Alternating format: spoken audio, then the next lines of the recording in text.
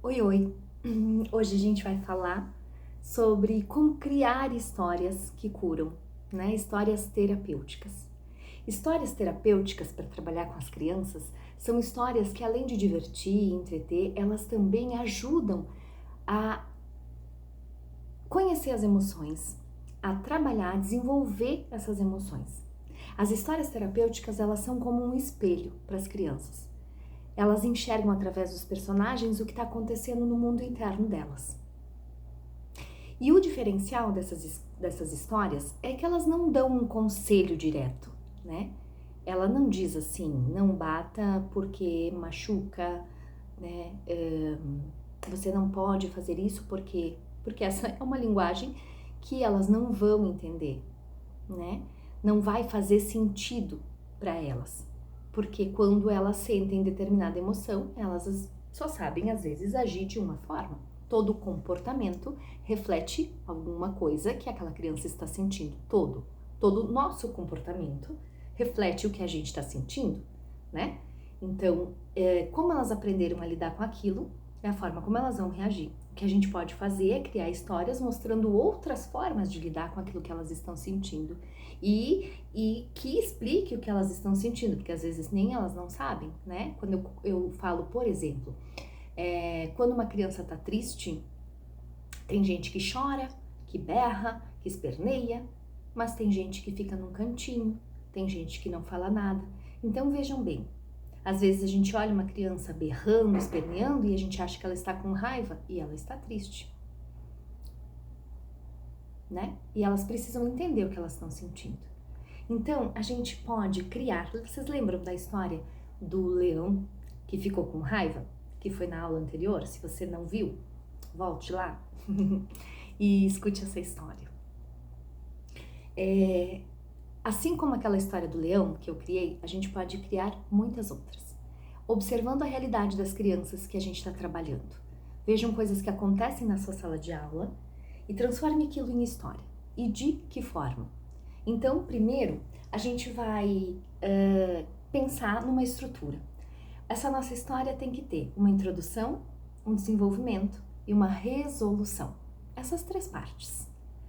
A primeira parte é uma introdução, onde a gente vai pensar num personagem que se conecte com a criança e ele pode ser um bichinho,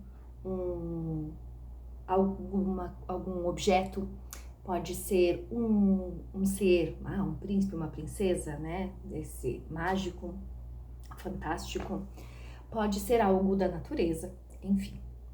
E a gente vai apresentar o personagem e apresentar um problema que ele tenha, né? Por exemplo,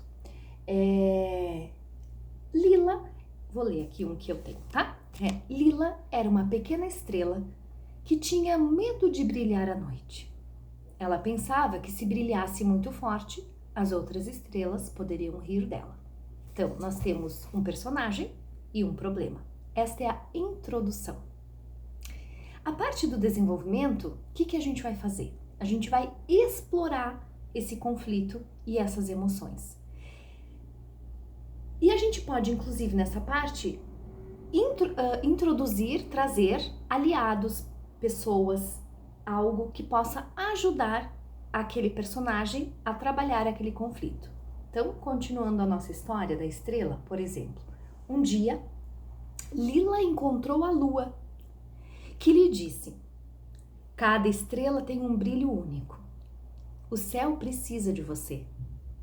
Mas Lila ainda estava insegura. E por fim, a resolução. Como é que ela vai resolver aquele conflito? Como é que ela vai lidar com aquilo? A gente mostra então como se resolve e mostra uma esperança para aquela criança, né? Então mostra como que aquele personagem superou o desafio, como é que ele encontrou uma maneira, né, de lidar com ele e resolve de forma positiva e inspiradora, né? Por isso são histórias terapêuticas. E aí a gente pode terminar assim. Quando uma nuvem escura cobriu o céu, as crianças na terra ficaram tristes, porque não conseguiam ver nenhuma estrela. Lila ela decidiu brilhar com toda a sua força e descobriu que seu brilho fazia os outros felizes. Ela nunca mais teve medo. Então, veja bem, é algo que não é tão complexo, né? A gente pode pensar nos conflitos que os nossos alunos têm, que as crianças com quem a gente convive têm. Então, por exemplo, uma criança muito tímida que não consegue falar com os colegas, uma criança que está entrando na escola e está tendo problema de adaptação e chora porque tem saudade da mãe. Então, vamos criar uma história com personagens que sentem algo parecido e que ela possa compreender e que depois tudo se resolve. Como que a gente resolve? Que outras situações? Temos inúmeras situações. Uma criança que sempre morde os colegas, uma criança que fala muitos palavrões, uma criança que sempre fala não para tudo, que não escuta. São inúmeras situações que a gente pode utilizar do nosso dia a dia e pensar em histórias que a gente possa ajudar as crianças a trabalharem as suas emoções. As histórias curam, as histórias conectam. As histórias são respeitosas e não são invasivas para o mundo da criança. As histórias falam na linguagem das crianças.